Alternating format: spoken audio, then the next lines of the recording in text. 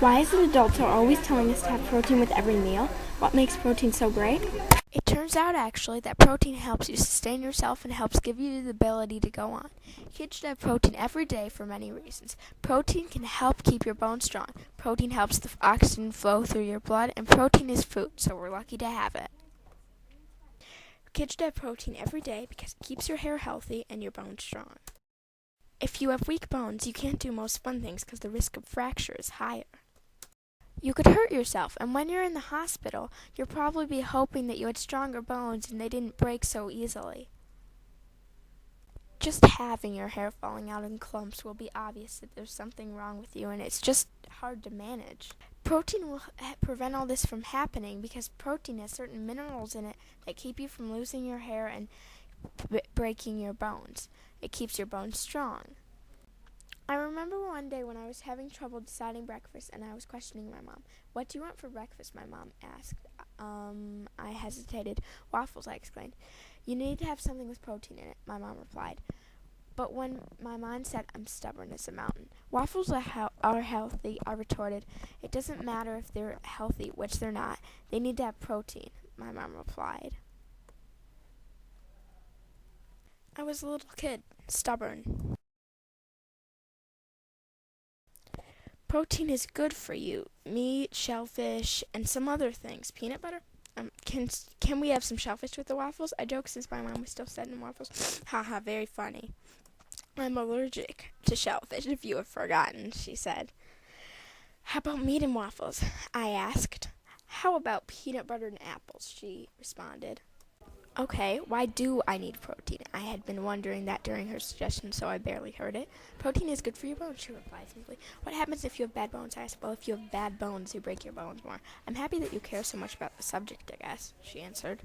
"Well, if it matters so much," I trailed off thinking about the subject.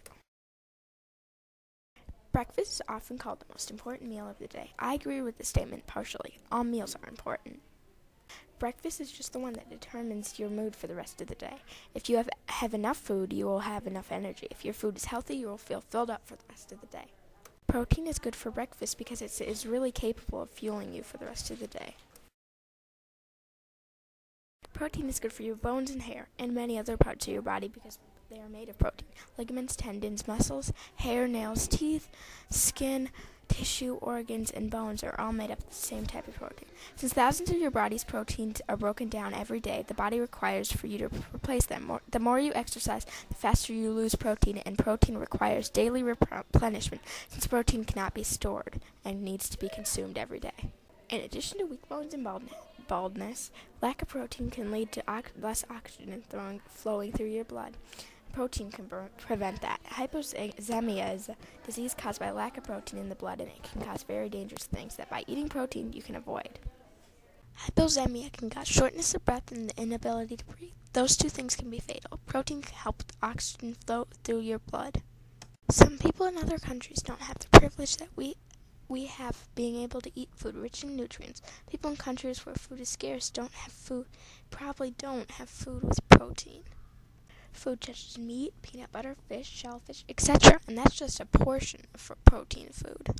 If you're allergic to peanut butter and are a vegetarian, there are protein shakes that don't taste as good as natural protein in my opinion, but they still have enough protein for all humans to sustain themselves.